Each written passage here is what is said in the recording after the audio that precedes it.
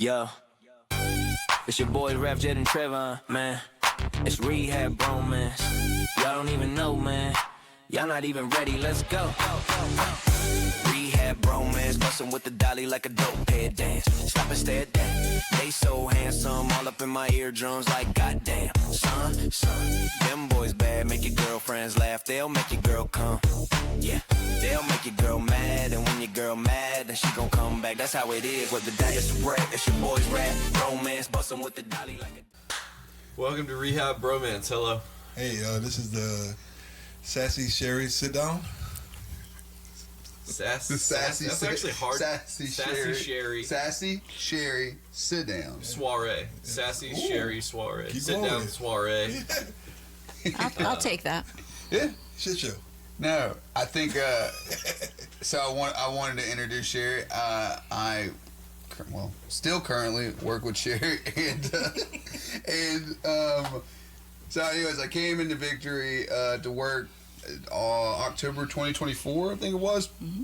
And so I knew your brother through recovery, and I was like, oh yeah, I work with your sister, got to know you a little more, and then you had to go away for a little bit, and you can talk about that as well. Don't want to tell your story for you. And from that moment in, we grew extremely close, and I don't know, you know, you're kind of like this aunt, mother figure to me. Has nothing to do with age, and I love you, and I don't know, and so we've gotten a lot closer throughout time, and seeing you grow and do your thing and work, and then also me and you put together. You already had your family group for Victory, and then so we started to do the family group with once a month. We'd put an alumni, and then their family member or significant other to tell their story, to get both sides of the coin of the disease. And me and my dad got to start to do that, and now I feel like it's blossomed, and yeah, you've been kicking ass, and yeah. Oh, and she's 1986 Miss Gaydon. She's gonna roll her eyes for that, but that is so we have a living legend and the first woman to be on Rehab Bromance. So we're knocking. We got it all going on. Yes. 1986 Miss Gaydon, counselor in her own recovery, kicking ass. First thing I want to know is, like, you can tell us, Rafe got fired, didn't he? He didn't quit. You can tell us. To my knowledge, he quit before he could get fired. He got fired. Yes, dude. G-Way. He got some inside. Yeah, I'm honest. Rehab Bromance exclusive. I was smelling there was a cooking a brewing. Yeah, he was smelling flame. Yeah, I was like, it was getting hot in this motherfucker. No, so when I was in Victory, I saw Sherri for like 2 days, and then she left, and then I saw her for like a week when you got back. So I missed prime Sherri time. Well, you know, and from my experience, it's kind of like Rafe's almost. Her brother, I met her brother when he was in treatment, and then he got out, and then I started working at Victory, and he told me his sister worked there, and I had no idea who it was, and then she came up to me, she was like, oh yeah, you know my brother. I was like, I'll be damned. Yep. You know, and Rafe definitely, like everything you said besides the work wife, you know, like a mother auntie figure, you know, great energy always, and when we started poking each other, it's just... Now, Trevon. You know, take that how you want to, but we know, you know. Yeah. But yeah, I'm very excited for you to be here. You know, first woman, man. I didn't even realize that. I feel honored. I didn't realize that. Yeah, we wanted to do it right, and I think we started it off right. Yeah.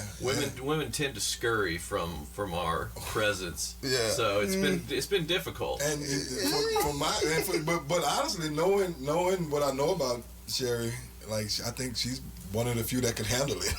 Yeah, no, I think if anything, like we set ourselves up for success in this, because we're like, okay, well, Sherri deals with me on a majority of the time basis, so it's like she's already set up for that, so I think we'd be good. Yeah, I've only had to call you out once or twice, maybe. Yeah. Damn. Yeah. No. One time. Yeah. One time. You're good around her. You need to be around more often. Or I just didn't catch him. No, she didn't Yeah, catch me. I think that's go. what it was. Because one time, I won't say the person's name, but we were talking completely insane. You know who I'm talking about already. And Sherri, she said, y'all two were just acting like total children. And I was like, gosh, I was like, yeah, you're right. You're right. And he just said, yes, I but, know. Yes, I know. I know. Yeah.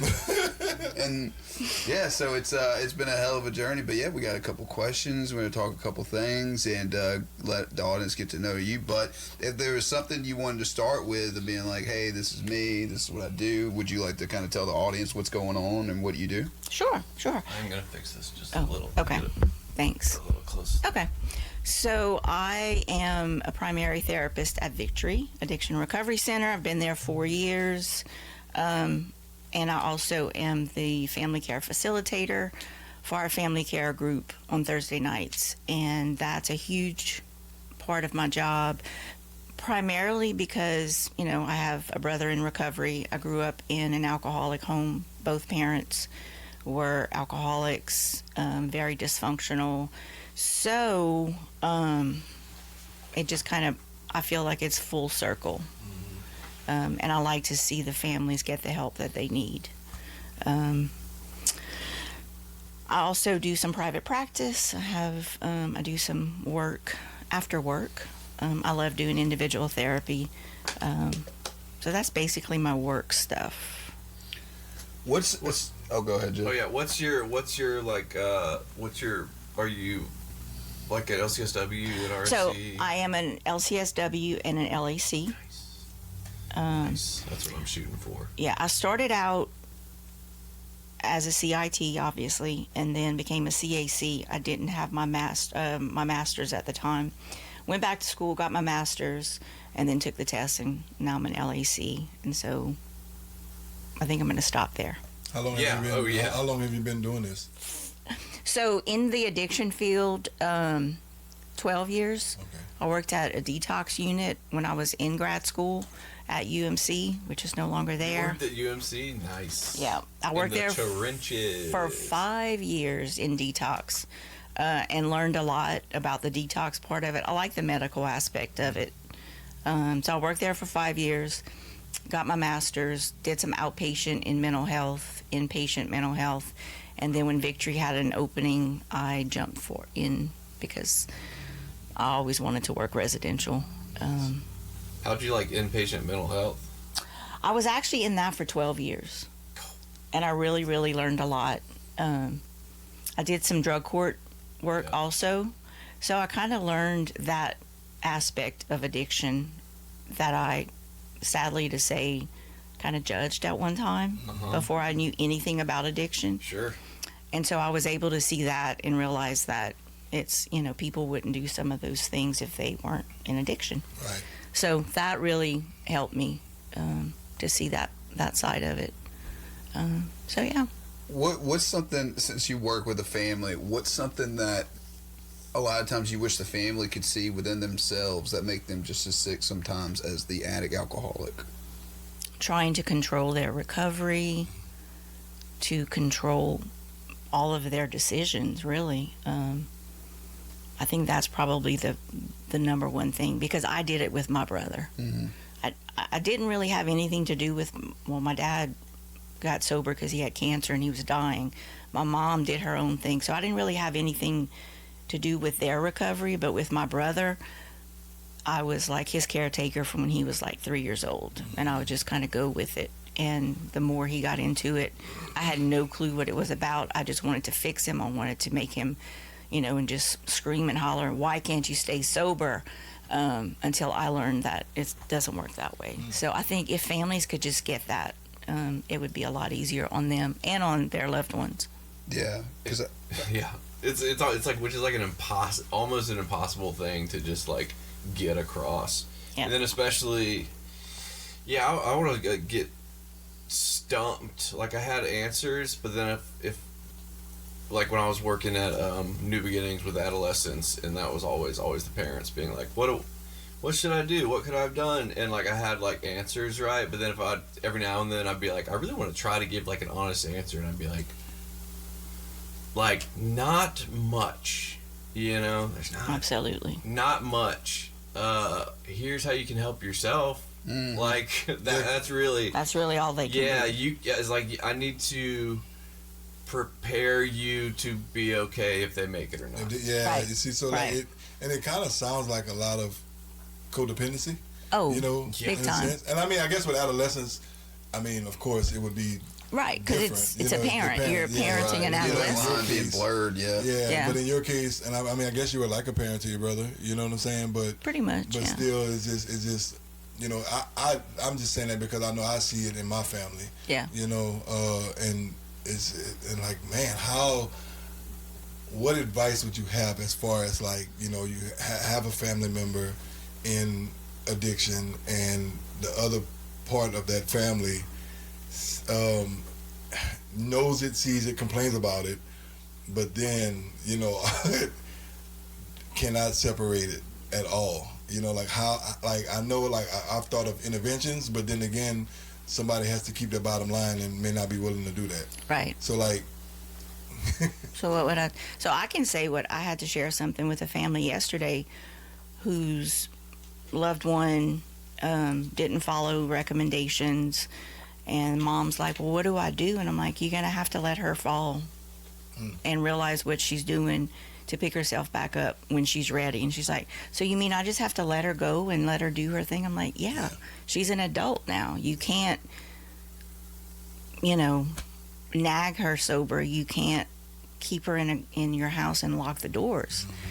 And I know that it was hard for me to say as a mom, and I know it was hard for her to say to hear that. yeah. Oh God, yeah. That's why I did not want to have kids. Like that was a primary reason, because when I was, I don't know, 17, something like that, in the grips, she was like, "Just wait till you have kids," and I was like, I ain't gonna. Right. Checkmate, you know? And then I worked with teenagers, and I was like, dear God, no way, dude. Yeah. And then it's like, you know, and then children, she's genetically loaded on both sides, so there's that too. And it's like, I you know, like I literally ran family groups too, but with my daughter, like, Yeah. who's, you know, I Yeah. just pray. I pray to God that, Yeah, I say it all the time. I can tell you these things. I hear them, but it's not necessarily that I'm able to do it either. I mean, I'm not going to sit there and have these families think that I'm, you know, super mom, because I'm not. Yeah. Well, You know? I think for you, what you do great, and why you're great at what you do, is you bring in like some of your experience as well, because I think when it's you know, a lot of times, you know, it'll just be like, this is what you need to do, and that's it, and they step back and quietly write down something in their notebook.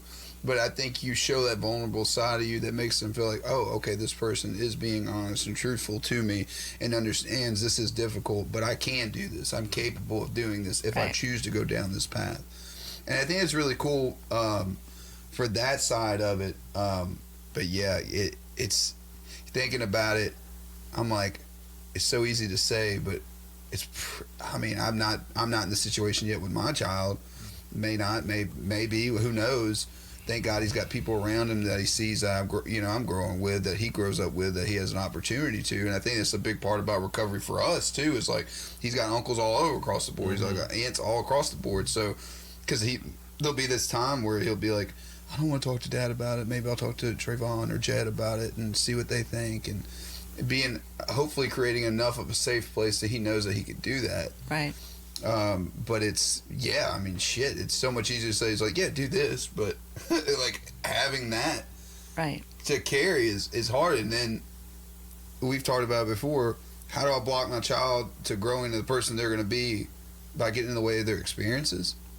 That's what created who I am today, Trayvon, you, Jed. And it's like, but it's so easy to say, and it's difficult to do. Absolutely. But there's so many cool things out there now that it's like almost like it's, if like you don't like new drugs. well, Yes. There's so much cool stuff out there now. Yeah. Like weed sodas and Like how do you that part right there though? You know, like dude. you know so you've been doing this for a long time, Right. You know, so you like 12 years ago, of course there were certain drugs out there, but now you have this new shit. How difficult was it for you to kind of like study not the drug itself, but like the behaviors that it produces from, you know, with the families and everything, you know, because now you got this kava and all this stuff like that, Right. the synthetic stuff, and it's like, I mean, is it the same? Is it literally the same as it was with heroin and fentanyl, or is it much different? Is it You know, like Well, as far as it's- the behaviors go. As far as for the behaviors, I don't really see much difference in that. I just think it's the accessibility and I think that's the main problem Okay, to me from what I've seen with families. that makes sense too. I have Go to to go the to- gas station and get it. Yeah, I don't have to go down to, whatever street. I could just go to a gas station, take it. And Dad, they sell it at the gas station. It's not that bad. Yeah. Clearly, you drink alcohol, so what are you getting on to me about? Yeah. And Right, then next thing you right. know, I'm detoxing like I just came off of fucking pure heroin. Right, Yeah. right. And that's the great. Oh, Yeah, I remember when the first time I heard of kratom was actually at Detox, and this guy came in and he had been using kratom, which I had never even heard of kratom back then, and he started drinking to stop using the kratom, and then he became addicted to alcohol, and he had to come in and detox from the alcohol, and it was just so weird to see that cross addiction. That was kind of probably one of the first times I saw the cross addiction with the kratom and the alcohol, and then of course more and more kratom. And then that was also through the opioid epidemic. And so we had a lot of people coming in, being cut off from their doctors, and that's kind of off subject with the question you asked me, but I don't find the behaviors were any different, Okay. just in my opinion. No, yeah. Oh, you said something that sparked something in my mind. Oh, no, well, just, I read the other day, they're actually, there's like Nora Volkoff, they're actually, I think, like, it's all polysubstance now. Is that, like, what they're moving? There is no, like, alcoholism or Right. addiction or substance It's abuse. polysub. It's all, yeah, they're, like, basically, they're finally catching up and being like, if you're addicted to one, you're addicted to all. Like, Yeah. you can't. Yeah. What was I want to hear just what was the most memorable UMC detox story you have? I'm sure you've got Oh, yeah. 37,000. Automatically think of one. So There this you go, guy that's comes the one I wanna in hear. and he's in delirium. And so, I mean, we're a medical detox, and so we can do whatever. But he was to the point where he needed to go to the ER, and I remember hearing him say, "Come on, just MacGyver it, just MacGyver it."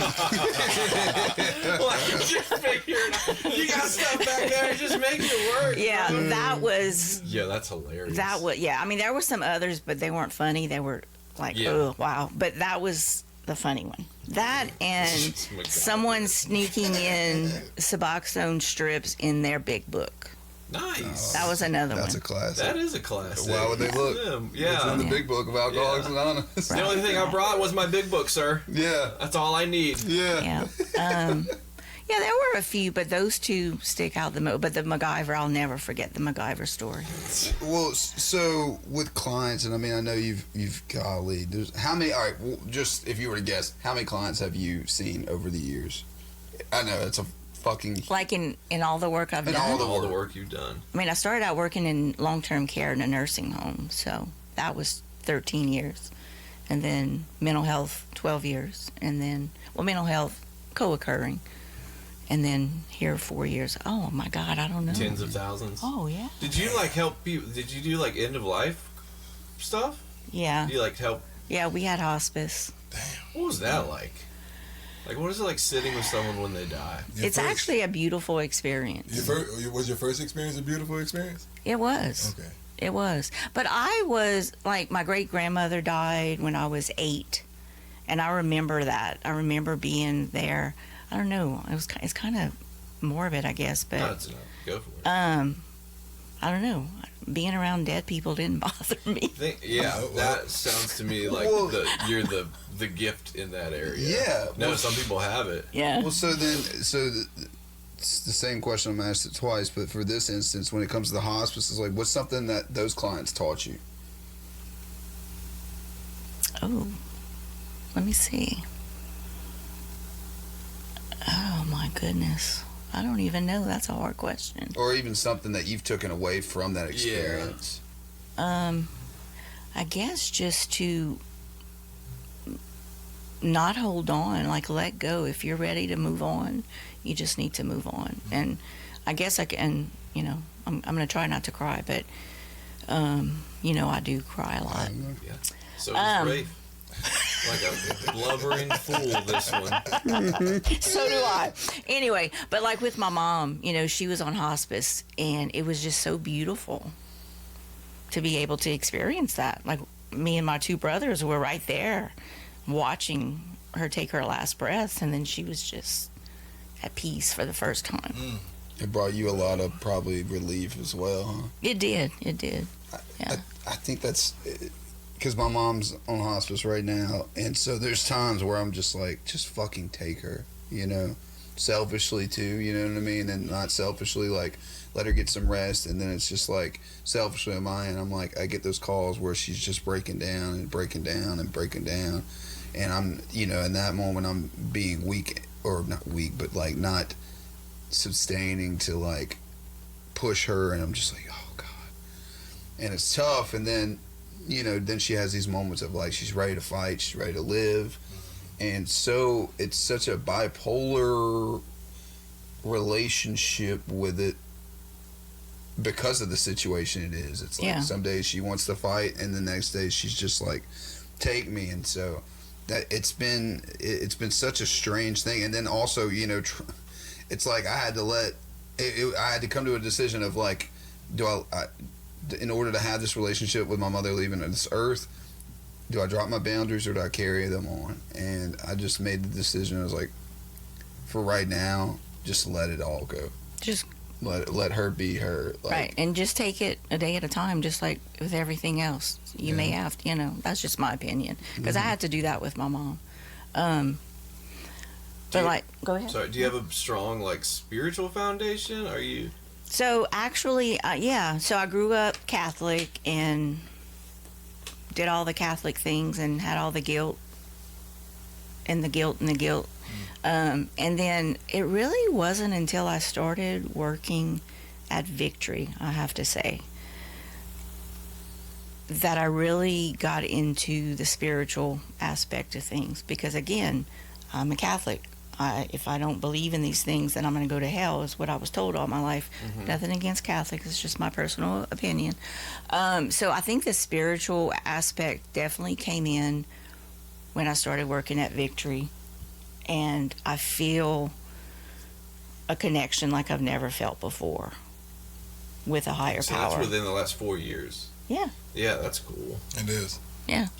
Because I would imagine, I mean, well, I would have been very shocked if that answer was no, like working with like people dying. I would imagine, or maybe you didn't, I don't want to put words in your mouth, but like thinking about death and afterlife and souls and like all that stuff, like as your like literal day-to-day job, right? I don't know if you compartmentalize it or how you dealt with that. I think that's probably what I did, just really not. But I will say, I'm going to back up to, well, I haven't really talked about my dad, but my dad was diagnosed with colon cancer in 1984. No, he died in 84. He was diagnosed in 82, and he was 42. And did not go to church, sent us to church, all this stuff.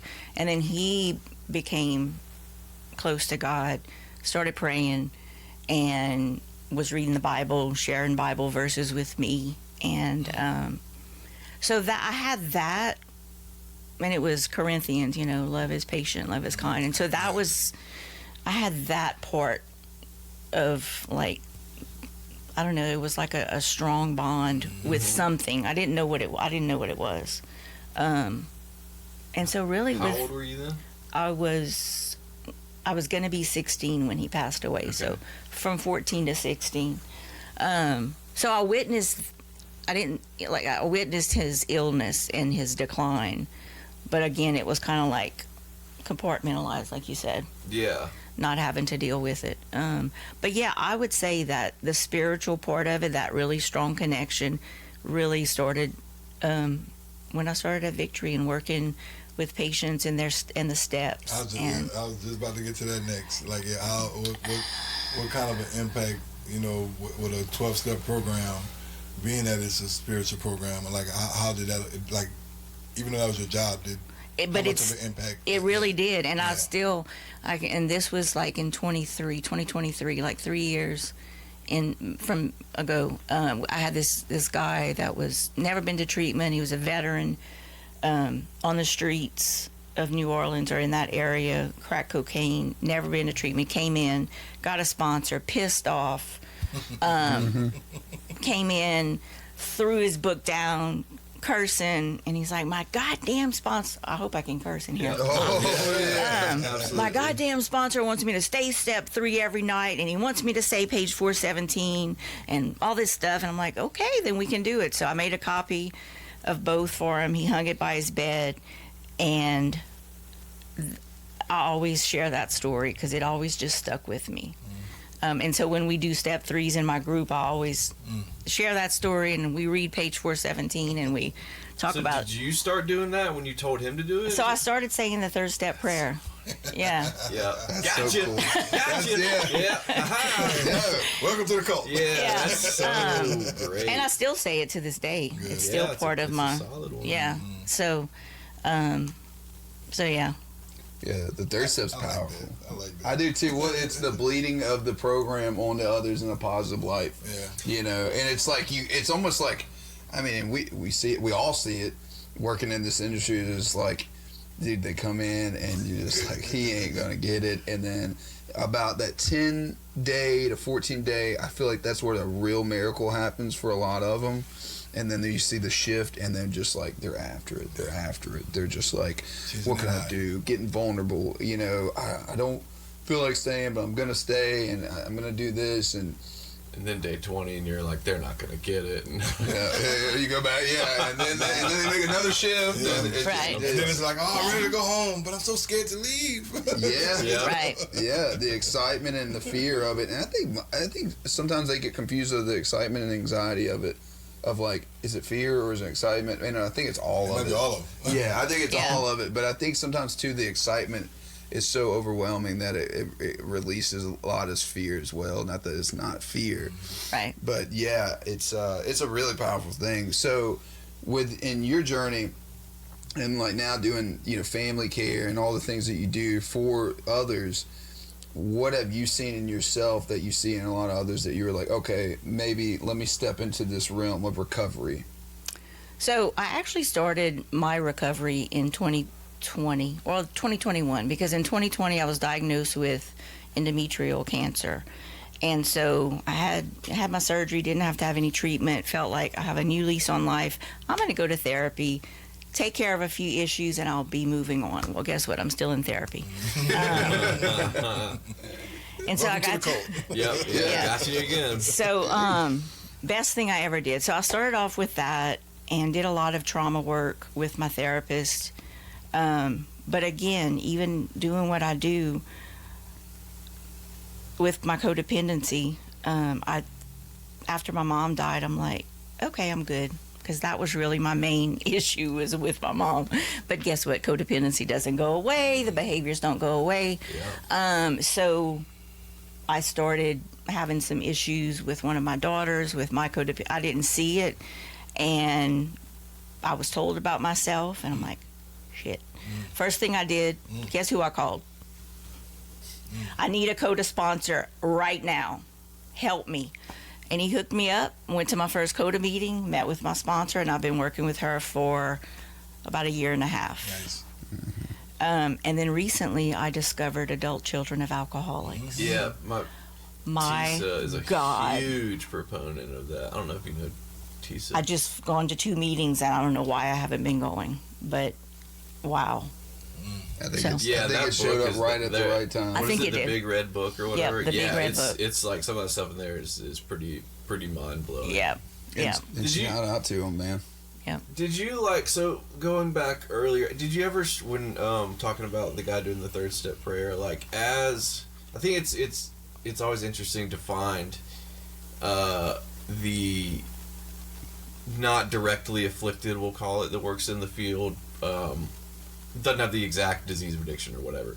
So when I found a huge struggle in addiction treatment, specifically feeling like I couldn't advise things that I wasn't exactly doing or that I didn't have exact experience from, and that was a huge learning curve for me, to where like finding out that I didn't need to. Do you want to share with the class?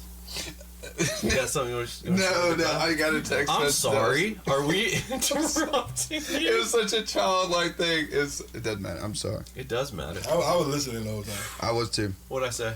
These nuts. Yeah, thank you. So did you ever like struggle with, like, how did you get over, like the practice what you preach, or like, I can't be the only counselor I think that had like I have to be. It's even in like the counselor creed of like you have to be more upright than the rest of the people because you have to lead by example. And So- stuff, right? Glad you asked that question. So I do have have had a relationship with alcohol for a very long time. I started drinking at 15 and drank a lot until 21. Yeah, I could. What an age to stop. I know. I know. But I was drinking since 15, Sure. so you know. Yeah. So anyway, 21 to I quit drinking about 14 years ago, actually, because of that. Because I started working. We had a doctor that came in, and he was an addictionologist, so we started having a lot more people with co-occurring, and that's when I learned a lot more about addiction. And when he was asking them, so have you had any blackouts?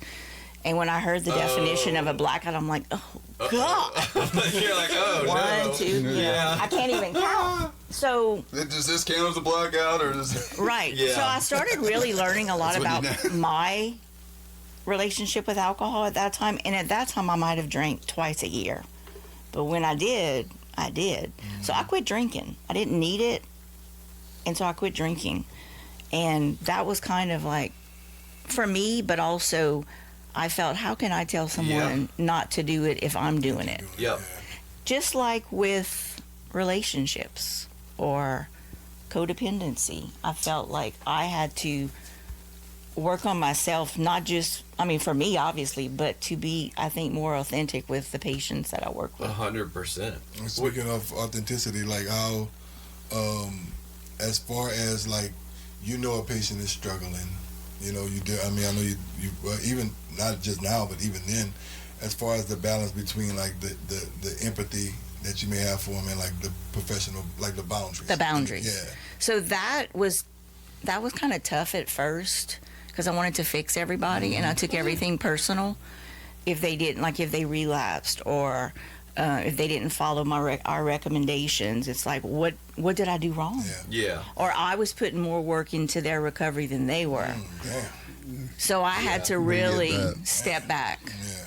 Yeah. But isn't it super freeing though once you're just like, Yeah. here's that you present it and it's just like, But you can totally. There have been times that I swung to the way too Yeah. laissez-faire about it, and I was just like, fine then, you know. Right. Because this was my my supervisor was always like, you're gonna speak to 30 to reach one, and you have no idea which one that is. And I Yep. was like, That's it. That's it. I'm sitting here just like listening to like the answers that you're giving, and like I mean, you are. It sounds like the average person in recovery. Doesn't sound like a counselor, you know.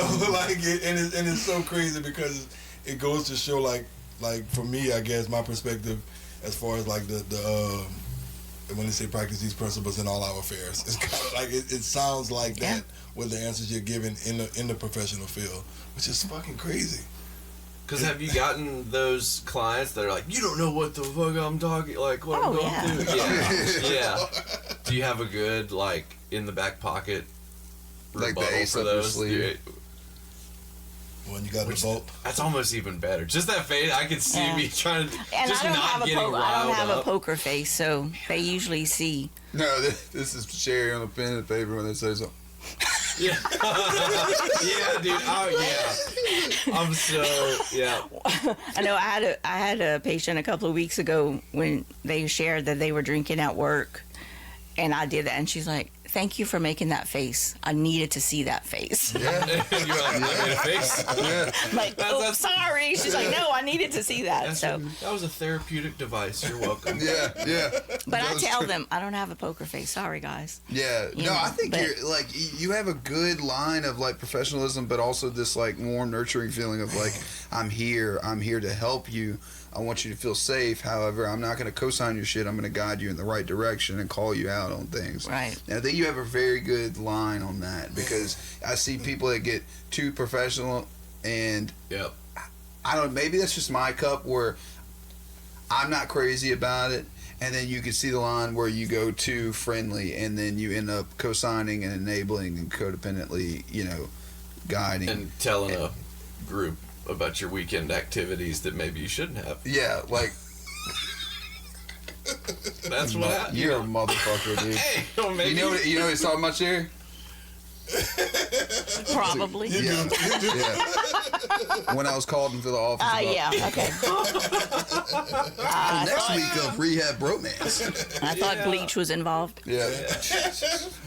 Man, but like, But those things wax and wane, dude. I mean, If you'd like to know the more story, follow me on Sometimes. Snapchat. no, but that's, I guess for me, like, that's why I asked about the empathy and the professionalism, because I'm gonna be honest, like, I don't give a damn, I shouldn't get fucking. that's like the tagline of this podcast. I shouldn't. I'm gonna. Yeah, like when people tell me like they have you as their counselor, and I was like, man, you got the best counselor here, and honestly, like I don't even see you at work. I mean, I work nights, you come in during the daytime, but it's just I know you. I feel like I know you. I see. It's like you're not fake. Like you see, you don't have no poker face, so you're genuine every time. So like you do have that nurturing spirit, man, and I think that's what drew me to you when I first met you. And like I even told your brother, like, man, like, and when he got it together, I was like, bro, look, you better not disappoint that woman. Like, you better not. I'll fuck you up. You know what I'm saying? Like, for real. So, Yeah. but he's doing great, man. And I know from what he tells me, like, you took a step back. I did. I had to. Yeah, you took a step back, and he's thriving. But when he needs you, he comes to you. Yeah. And that's, and like I see it from the outside looking in. That's a beautiful thing, man. Like Yeah. it's something that I want for for me and my family. Yeah. Yeah. Are you able to feel? So it's like. Are you able to internalize in a meaningful way the insanely large impact you have had in people's lives? Because it is such a largely thankless job, but you are obviously like pivotal in so many people's lives, and and I'm asking that. It was difficult a thing for me to even, because people will be like, oh, you're so, you get to, that's got to be so fulfilling and stuff, and it's like, yeah, but it's like, are you able to, like, do you get that feeling of, like, do you understand the impact that you have had? Yeah. And it brings you, like... Yeah, I do. I still remember this one guy at Detox, because once they would leave Detox, I may refer them to a treatment center, but, and I remember this one guy came back just to tell me that he was like 6 months sober at the time. So that, and I'll never forget that. I don't remember the guy's name, but I remember that, like, wow. So yeah, I do. Sometimes I feel like I don't want to be, like a big head, but yeah, I think I'm humble when people are able to tell me that I've impacted their life. Well, I would say, yeah. I'll answer that. Yeah. I would say you are very much. And I think that, if anything, you know what I mean? Like, you know what? You're right where you need to be. Yeah. Because That's a dog. Or a Oh, wild thought it was boar. Trayvon's stomach. Not yet. Yeah.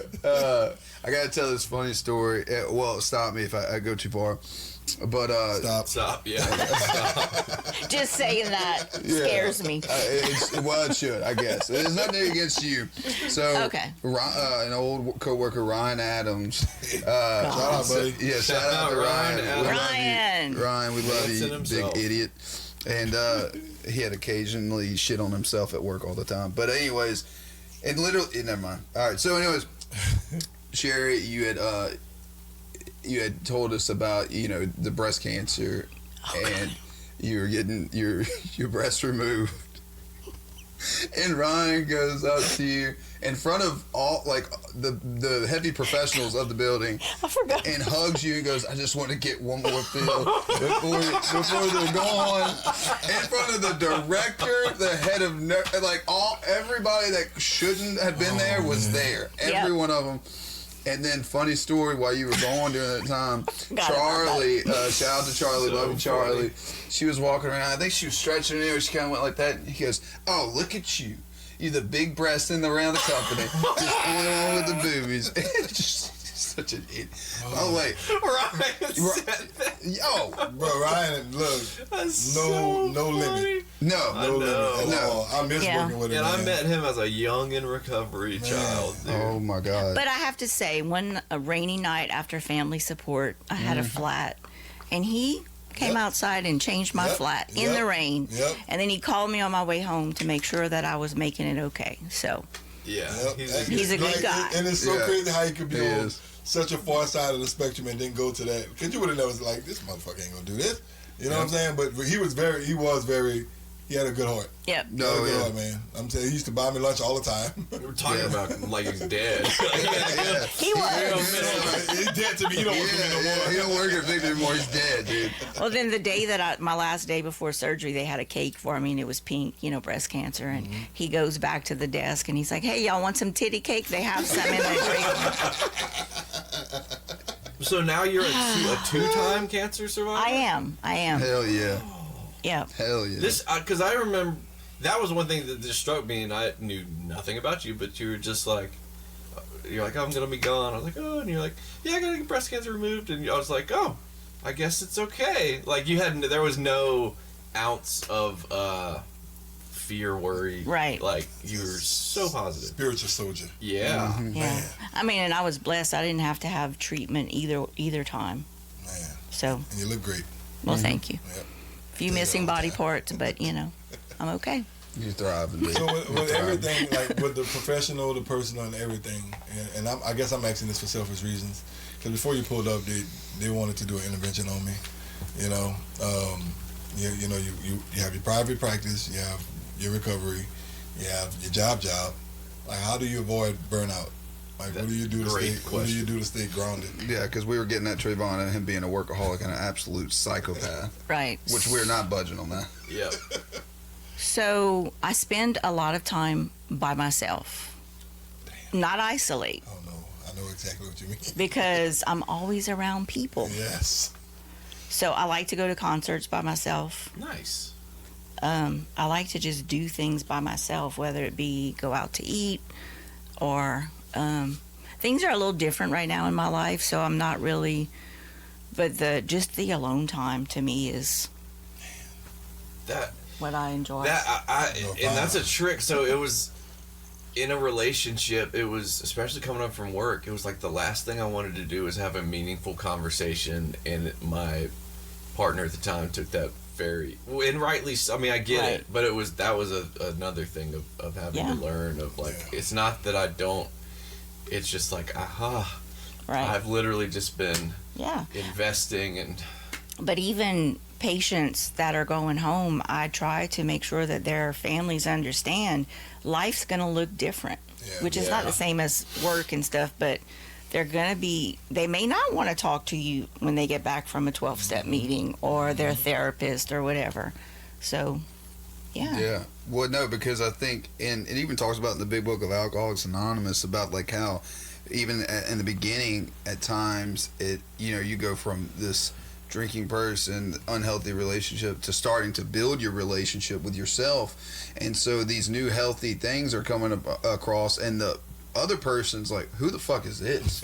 And then also like the moments of them getting jealous of, I'm going to a meeting, I'm going to fellowship, I'm going to do this, and them sometimes turning bitter towards that to some extent, which is definitely understandable. I can see where it comes in. Is like, yeah, you go from one end of the spectrum to, in their eyes, possibly looking at it as holier than thou. Yep. And when they're not, they're just like, I'm just trying to fucking not drink or drug. Right. Like, let me just, I'm trying to stay alive. Yeah. And I think that's it's a really cool but strange dynamic that goes on there. And it's funny, I was telling some of the clients today, we were talking about it, and how relationships, like with people that were in either active addiction, or one was in active addiction, the other one wasn't, and they're like, I don't think it could work out. And I'm like, well, I know some people that used to trick out their wives in a hotel room, and then they're happily married to this day. So trust me when I say you don't know what's capable until you give it a shot. Now, I'm not saying fight for that marriage if it's not right. If it's not right, by all means, make that decision. But it's just so cool to see the possibilities of what can happen if the other allows the other to grow. And even probably, I'm assuming there's fears of, and I'm sure you've heard this, of like, what if they outgrow me? Or what if they, what if they change so much that they don't want me? Because I remember I had a fear of that with having a partner in recovery. I'm like, what if one day the inventory is like, leave him? I've outgrown him, or we're going two different directions. And so what's your, do you ever hear stuff like that when it comes to the families on that end? Yeah, definitely. I've had some wives say, what if I don't like them anymore because I was used to them drinking or using or whatever, even though that's sick, but it's real. It's real. It's real. I mean, it's real thought. There's a different person in every sense of the word. I will say, like, from personal experience, that happened to me. Like when I went to treatment, my girlfriend at the time, she was like, yeah, we're going to have to take a break. Like, I know you're not going to be the same person I met. And it took us some time to get back to each other, you know what I'm saying? And even while I was in recovery, when we got back, I still cheated on her. I was the same person. Yeah. In that respect, you know what I'm saying? But then I had to do some work, man. And the work that I had to do, I knew it was going to lead to where I'm at now. But that is a real thing, like of course you're not the same person before when you're in your addiction and when you get in recovery, and it was actually suggested by a sponsor of mine that they go to Al-Anon, so how much do you suggest that? Oh, that's top of the list. Okay. Oh, yeah. That and Al-Anon. Ruining drinking since whenever it was founded. Ruining, enabling. Jeez. Money train's over, boys. Mom's I going thought to Al-Anon was the biggest dick in the world, dude. When my mom went to Al-Anon, I'm like, great. I'm thinking in my head, I'm like, you are the biggest bitch in the world. And come to find out, no, she was just trying to help herself to not enable this situation.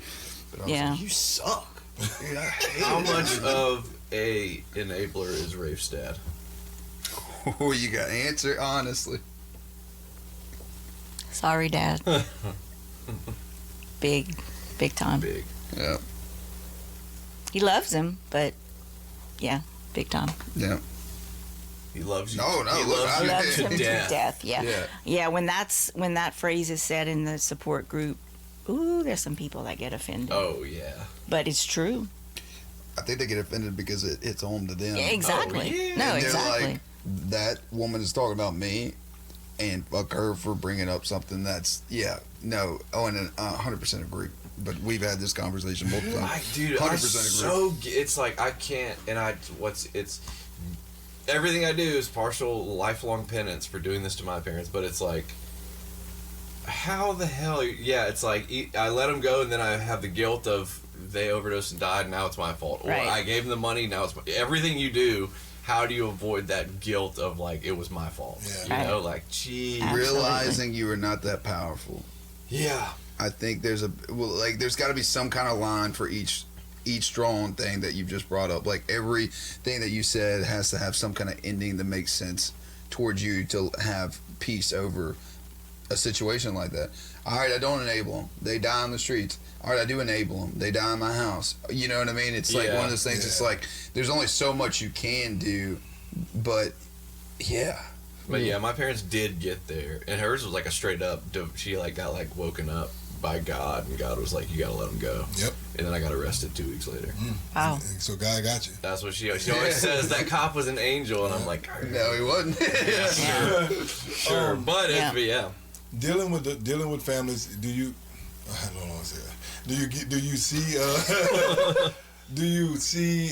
Do you have what I like to call repeat offenders? Yeah. Okay. How do you get them to understand relapse without shame? I'm thinking of this one family who's actually able, they came back and they still are there after 2 relapses. And they say that if they wouldn't have had the connection with the family support group, that they wouldn't have understood that. Nice. Because they know they were in a safe place and they can share and hear that, you know. And I had someone recently come back and she said, I didn't come for a couple of weeks because I was embarrassed to say that, you know, my loved one relapsed. And she's been there since I started 4 years ago. She's, you know, so I think just knowing they have the support. And obviously if they go to Al-Anon, not everyone that comes to my support group go to Al-Anon, that's their decision. But are there people that go that their loved ones have either they never came back? Like, did they still come? Oh, yeah. Yeah. That's dope. That speaks volumes. And they've all kind of built it. Yeah. Yes. That's amazing. Yeah. Well, no, I mean, I remember when me and Dad told our story, and I went to leave, and I was leaving, and Dad stayed, and I was like, oh, shit. I remember calling my sponsor. I'm like, I'm so selfish. I've been thinking about this as a resume adding thing, and I just realized this is so much bigger than that. Like, I knew you were doing great work with it, but like to see, and it's still selfish too, because I'm seeing my father personally, but seeing him just be like, I'm staying. I was like, hell yeah, man. Like, it was so powerful. And to see a lot of, like, the people that are still coming, not even for themselves, but to support the others. Yeah. That's kick-ass. I mean, and that's what recovery's about. That's what it's about, man. That's what it's about, is to make sure that you take care of the ones after, and, like, make sure you show up and support them and make them feel they're not alone, and share their experiences of, this is where I failed, and you can either take this option or not, but we are here. And I love that. I don't know, that it's so comforting to know that there's places like that. And also to go back to Victory, I don't know, man, maybe Victory's got like a little special juice of like where some really amazing stuff has happened. And I know at one time, it was originally a church. Yep. And then wasn't it a club at one point too? I So think we've got all kinds of spirits in there. And I think it was a teenage dance club or something. Oh yeah. And but I think something bled onto it in a positive light, because I've seen some amazing things happen. Hell, we were in community a couple weeks back, and I think we were all crying. Oh yeah. Just all crying, like all they're like, and we love y'all. And Sherry's over breaking down, I'm breaking down, the new counselor's breaking down. Wait, dude, you cried? We were all crying in that group. Yeah. I'm not a complete psychopath. Yeah, that was a good one. That was a good. No, that was one of my favorite moments working there. They were singing. They was dancing. No, they weren't dancing. Club vibes. They were singing. Yeah, that was on the club. But they were singing, go in man. there at midnight, you can still hear house music. Got sinners. Yeah. That's what I heard the other night. But it was such a cool. It's such an amazing experience. Wait, Oh, it's have you ever been in a haunted treatment center? Do you believe in ghosts? I do. Yeah, have you ever been in a haunted treatment center? So I have. Yes. It was actually a mental health facility. It wasn't a treat. You know. Yeah. It was on the It's on the Youngsville Highway. And it's now, I think it's Compass now. But my mom went to treatment there when it was in sight of Acadiana.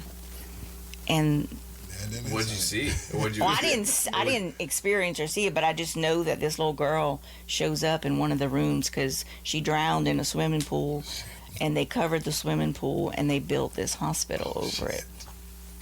Oh, I know. yeah. So I knew about it, but I didn't witness it. Yeah. But I definitely Me believe. too.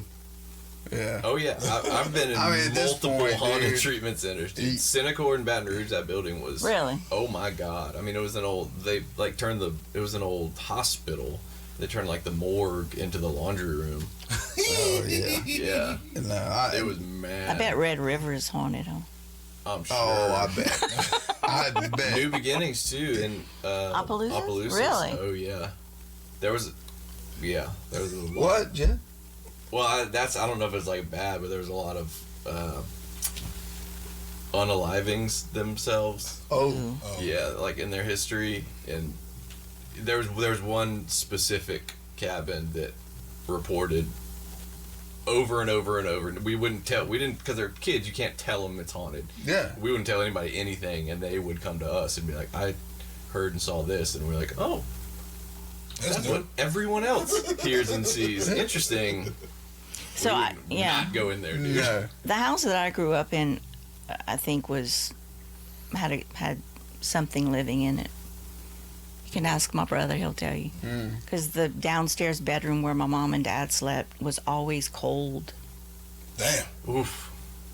and that's where the lady died in that room. Oh yeah, No, definitely. that's it. That's it. That's it. I had one experience. So we were going to Blue Bayou for the summer, my freshman year going to sophomore summer, and it was with this girl I had the biggest crush on. I was so excited, and so all the guys are sleeping over at the house. We're hanging out, and I go to take the shower, and my dad had like this steam room shower glass thing. It was really weird, and so I go in there, take a shower, and we're meeting with my cousins and the girls tomorrow, and I swear it's like something like drew out my name. And I was just kind of like, that's so weird, man. But I was just kind of like, and I had this feeling too. I was like, yeah, like it was unexplainable. Someone died in this story. And so I was like, what the, okay, whatever. And I remember the time. And so the next morning we got a call from my mom that my cousin Cody had died in a car accident that night, and exactly around that time. And I was like, Whoa. but I was pissed that I didn't get to make out with Kristen. I don't know. I'm not gonna say her name. Kristen. I was so mad that didn't happen. But it was such a strange thing. And but anyways, Cody was like a big brother to me to some extent, and I loved and missed him. But it was such a strange experience where I was like, was that a? Yeah. Did it say Rafe or Raphael?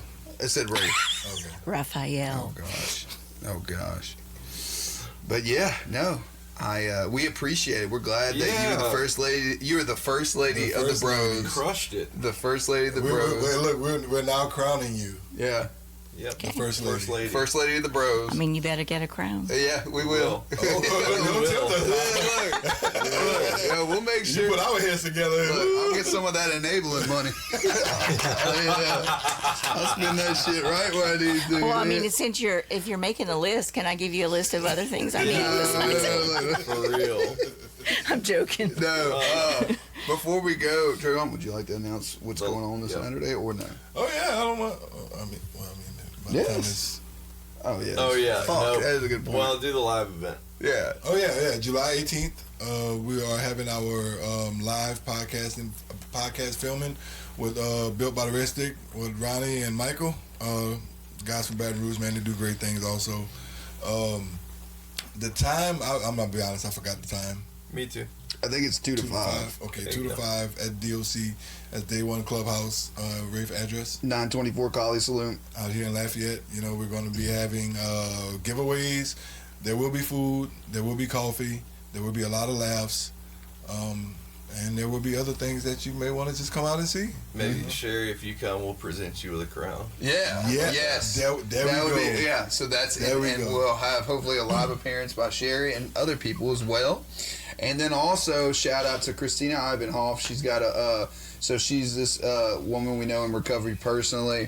And we talked about it last episode. We're going to keep talking about it. They have a fundraiser going right now that's actually doing pretty well, man. And I think it's because of the support of the people that know her personally. But anyway, she has cancer. She's battling with cancer. Wow. And she has 3 young children, and she needs our help. And we want to spread that awareness to y'all that, hey, look, if you're looking to find something to get into to help others, this is the perfect opportunity to do it. Absolutely. And so we'll link that into Rehab Bromance on Facebook, and you can go to the link and then fund, and then also they're going to have an Amazon wish list of what little things she personally needs for her, and so whatever we can do to help, let's help her out, man. She's a good woman, and we want to see our people thrive, and Always. so it's a good start. And yeah, anything else? Jed? I think we got it. Jed, did you come back positive from your test, or is everything good? It's inconclusive. Inconclusive. All right. There's no test. He's just. No, that's Sherri, would you like to say anything? Last words before we go? I appreciate y'all inviting me here. I felt very comfortable. Is this the best podcast you've ever been on? It's only the second, but it's the best. There we go. It doesn't matter. Only because I felt more comfortable. Yeah. We'll take it. We'll take it. No offense to Built by the Red Stick. I loved it. Oh, we love it. But I was very anxious. Yeah, we love them We too. love them. We definitely I felt at home. Yes. Well, good, dude. No, we're glad we had a good time, and we're glad you came. And man, y'all know what to do. Follow us on Facebook, Instagram. Follow us on our own personal Snapchats, TikToks, our personal TikToks as well. We're on YouTube, and yeah, like, subscribe, follow, pass, share. Don't smash. And yeah, that's it. Thank you so much, and y'all have a good one. Thank you. We gotta get a group pic. Yes. Yes. Are we doing it like this? Yeah. My camera don't work. You got 17 phones and none of them work. Got 2 smartwatches, 4 phones. There you go. All right, here we go. What's my leg doing? Jed, show your muscles. There you go. Because everyone needs to know. Look, Brad told him, Bella's dad, oh my God, you're getting big. Dude, he'll ride that unprompted. for a week. He literally got an erection. Yeah. Unprompted. Look, he started. So for real? Yeah. I've been drinking my protein shakes, bro. Hey, Brad. How you Yeah. Oh, yeah. No, dude, Jed's just, he's going to Next thing you know, he's gonna be, jumping the pecs, Yeah. like Hulk Hogan style. Yeah, then he's going to be on TRT. Dude, do we have to